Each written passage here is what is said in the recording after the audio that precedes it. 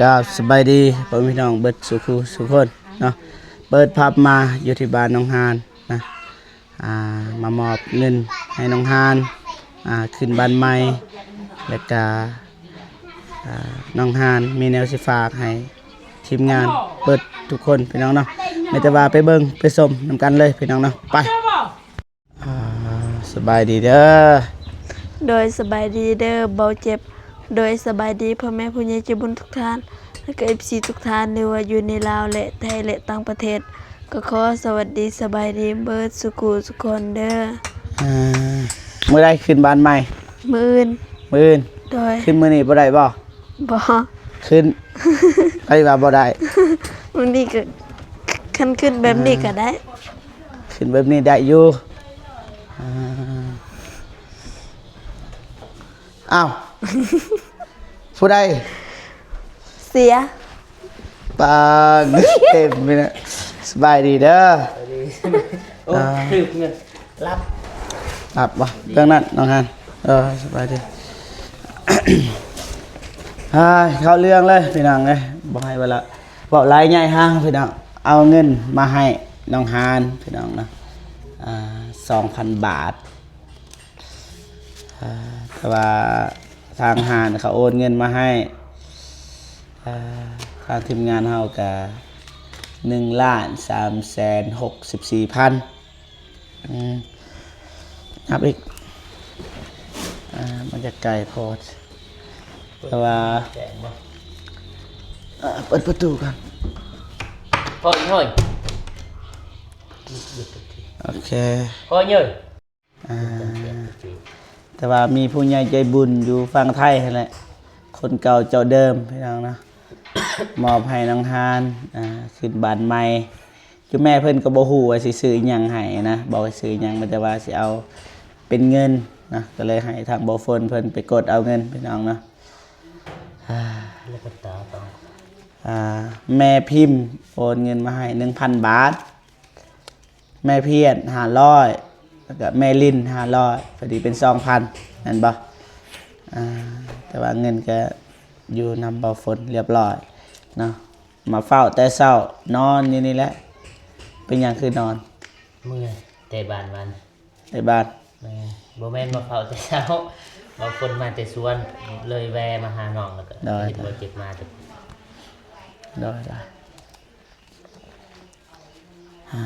ไม่ได้มอบให้น้องฮาน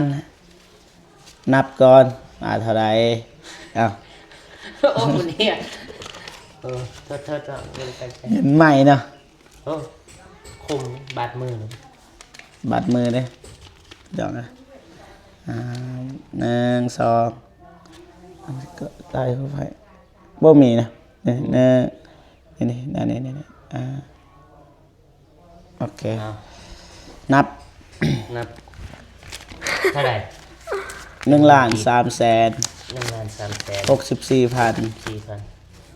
เราจะนับเท่าไรมันในมันเกินพอหรือมันกลัวใบ50มันนับยากอันเดียวเฮ็ดเป็นแทนแก็บเชื่อว่าเจ้าบุจือเท่าไหร่นะ10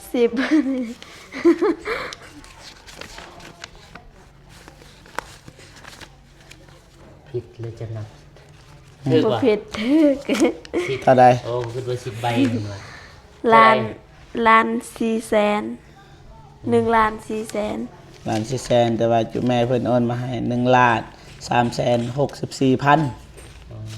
1,400,000เรือเป็นเงิน หันแล้วพอมาแมนแทมเลยพอมาพอป่ะมันกำลังมาแต่ซื้อมั่วโอ้ง่ายเติบเลยใช่คนในสอบไม่ถ่ายก่อนมาแล้วพี่น้องพอน้องหานไปซื้อหมูโอ้ตัวบักใหญ่เลยพี่น้องโอ้ตัวบักใหญ่เธอเด้อชิกินบ่เจ็บเอาแมนแล้วบ่อยากนะเพราะแม่นบ่เจ็บแล้วกินข่าวต่อบัดนี้ไอ้อำแหละไอ้อำแหละแต่ว่านี่สบายดีเด้อ อ๋อเห็นมาคนดังอะไรไปเอาใน พอมึงหมด ที่โฮ เฮ้ย อืมมีหยังสิฝากถึงทีมงานทุกคนแต่ว่าน้องฮานเพิ่นถักบอกกันนะว่า มีแนวสิเว้าให้ทีมงานแต่ว่าเฮาก็บ่ฮู้ว่ามันคือหยังนะ เอาแล้วว่าบ่ แม่ นี่ยังสิบอกยัง ขออนุญาตเว้าเด้อ โดยว่า น้องก็ฝากทางทีมงานมาร่วมขึ้นเฮือนใหม่มื้ออื่นมื้อวันจันทร์ อืมเบิดทุกคนเลย โดยเบิด ใคร ทุก แน่ คน อ้าวนับ นาเบาเตียงนาเบาอนงเบาตูนเบาเมฆเบาโกเบาเจ็บเบาพล เด้อ แล้วก็นาเบาผู้วง โดย เบาลิง โอเลง โดย มีเนาะ เก้าคน แล้วก็เอ่ยบอง ไอ้บอง เอ่ยเดิม โดย เอ่ยกระเดยแล้วก็ ทิพย์พระจันทร์ โดย แล้วก็สาลี โดย เบิดแล้วบ่ อยู่น้องน้ำฝนนี่ยังบ่เอิ้นเลย เอิญขันเรามา แล้วก็น้องสาย โดยลายเนาะ โดย สีนลายบ่ เงินนี่เงินนี่สิไปเฮ็ดหยังเงินนี่คู่อยู่บ่หรือว่าสิให้พ่อแม่ก่อนเราจะซื้อหยังซื้อเบียร์ให้แขกให้เบาฝนพิเศษ คนบ่กินเบียร์กำลังเป็นเฮ็ดเลยคิดว่าสิกินได้ ผ้าห่ม ผมอายเพิ่นเนาะ ไอเตียงแจกบ่โอ้อุ่นเด้ผ้าห่มมัน อุ่น ผมบ่ฝนบ่จัง บ่แม่นบ่ คือกันกับอยู่เฮือนเนาะ บ่ในรถอันนี้บ่ฝน อ่ะเมื่อคืนนี้เฮาก็ตุ่มแล้วเมื่อคืน แม่นอน แม่เนาขี่อยู่นอกเลย คือบ่ผมบ่ฝนเอาเมื่อแล้วบ่ให้ หนาวกัน โอเคพี่แต่ว่าให้น้องขอบอกขอบใจขอบบุญขอบคุณผู้ใหญ่ใจบุญทุกท่านพิเศษก็คือสำหรับมื้อนี้แม่พิมพ์แม่เพียนแล้วก็แม่ลินแม่พิมพ์ 1,000 บาทแม่เพียน500แม่ลิน พิมพ์ 500 แม่เพียนแม่ลิน ก็ โดย ข ก่อน นม อื่น มือ หมดน้องก็ขออวยพรทางแม่พิมพ์ แม่เพียนแม่ลิน ที่ฝากเงินให้เบาเจ็บแล้วก็ให้เบาฝนมาให้ซื้อแนวกินแนวอยากให้น้องก็ขอให้อยู่ดีมีแรงความเจ็บบ่ให้ได้ความไข้บ่ให้มี ก็ขอให้อย่างให้มีให้ร่ำให้รวยปรารถนาสิ่งใดก็ขอให้ได้แต่สิ่งนั้นดังสมการพัฒนาหรือว่าไปใส่มาใส่ก็มีแต่คนหักคนหอมไปให้ฮอดจอดที่ถึง นอนหลับให้ได้เงินหมื่นนอนตื่นให้ได้เงินแสนแห้งๆปังๆตลอดปีตลอดศาสตร์เด้ออย่าเจ็บอย่าจน พร้อมขอบพร้อมครัว สาธุ แล้วก็ขอบใจเบาฝนแล้วก็เบาเจ็บหลายๆเด้อ ได้สำเร็จเรียบร้อยเฮือนซานนี่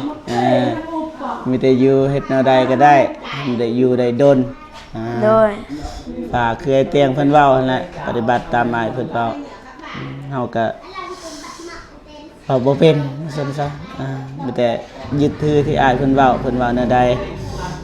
ประมาณนั้นพ่อพี่น้องเนาะนี่มื้อกองสบายดีเด้อ โดยสบายดี น้องโหย ซื้อหน้าน้องโหยพิมพ์เขียนบ่เป็นเลย โหย น้องโหย คัน โห เขีย ย น โห ก็ ยหานะ พอแล้ว โหย โห หา ยเป็นโหยเนาะ ที่จริงก็จันซื่อแล้ว ชื่อน้องจันทร์ โดยแต่เฮามักเอิ้น บัด เด้อ น้องห่างไปใส่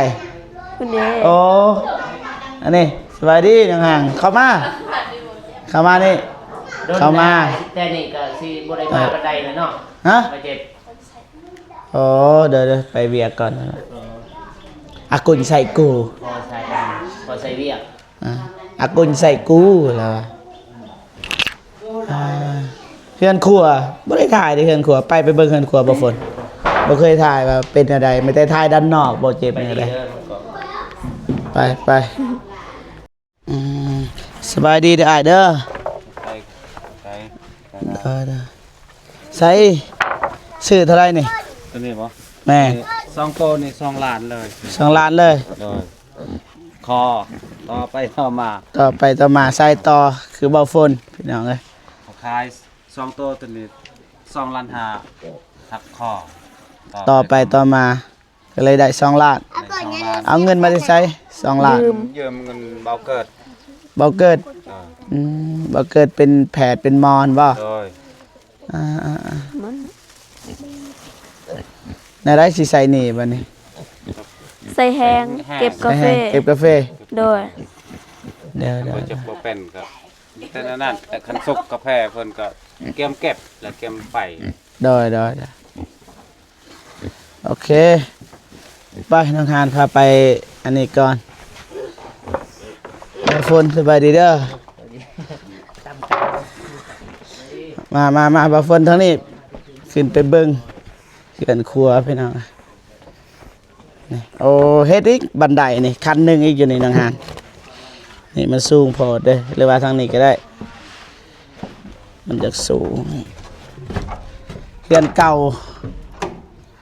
ล็อก หลอกบ่ โดยขอล็อก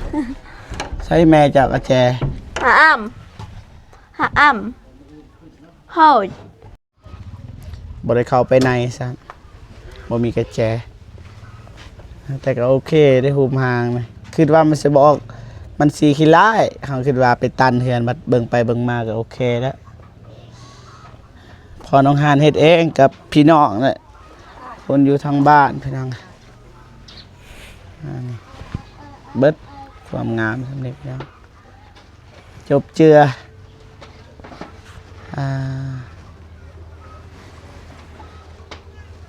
จบเจือเลยพี่น้องจบงามมื้ออื่น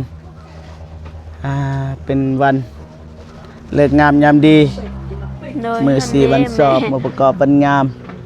อิงตามฮี12ของ14พี่น้องเนาะขึ้นบ้านใหม่ใส่หญ้าเต็มอ่า หาอ้ำกระแจบ่ลักแดงขวาแดงขวามันไม่ลักตา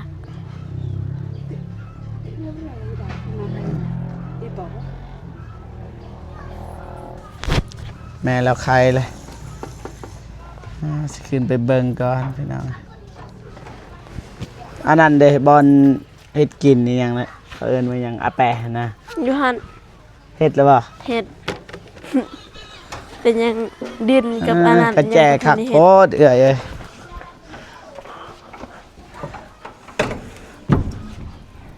นี่ทิ่มแล้วกระแจรุ่นน่ะเขาทิ่มแต่ดนนะวิทย์ยุควิทย์จะสมัยเลย Ôi thù lao đi còn hồi tè còn khổ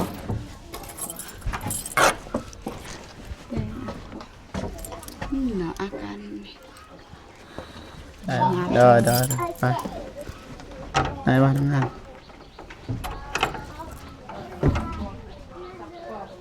มาสิใครให้บ่ได้บ่มาสิใครให้ ได้ก็ บ่ฮู้แต่เฮาใครน่าจะได้นะครับ ตกเก่าๆตก ตัวนี้ป่ะ แม่นล่ะ มีก็โอ้ไม่แต่ใส่แต่น้ำมัน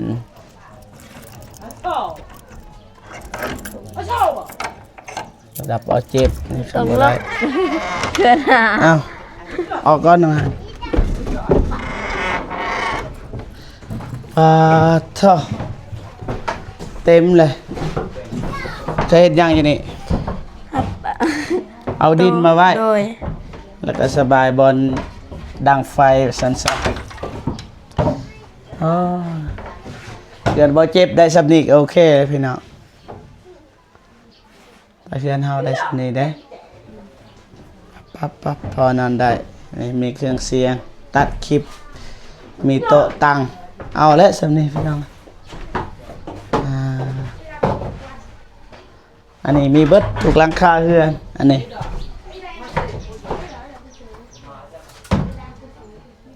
เฮ็ดเองเบิดพี่น้องคักแล้วขอบใจ โดย เอา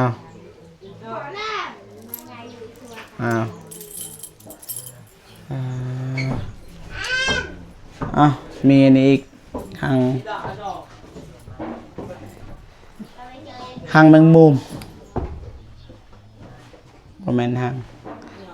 ไปอาหารลงหักละหักได้การละไปลงมาทางนี้แกโอเคพ่อพี่น้องนะบ่เจ็บก็สิจบคลิปก่อนนะสุดท้ายท้ายสุดนี้ก็ขอให้พรในไซให้แก่ผู้ใหญ่ใจบุญทุกท่านนะโดยเฉพาะกับแม่พิมพ์แม่ลินแม่เพียรสำหรับมื้อนี้พี่น้องเนาะจังได้ก็บ่เจ็บขออวยพรอวยไซให้แก่แม่ทั้ง3คนนะจงมีแต่ความสุขสุขภาพแข็งแรงขออายุมันควรยืนความเจ็บบ่ให้ได้ความไข้บ่มีเด้อสาธุนะโอเคบ่เจ็บก็สิจบคลิปก่อนเนาะพอกันคลิปหน้าสำหรับคลิปนี้บ่เจ็บขอกล่าวคำว่าสบายดีเด้อพ่อแม่พี่น้องเบิดสุขสุขคนพี่น้องนะขออนุญาตจบคลิปก่อนบ๊ายบาย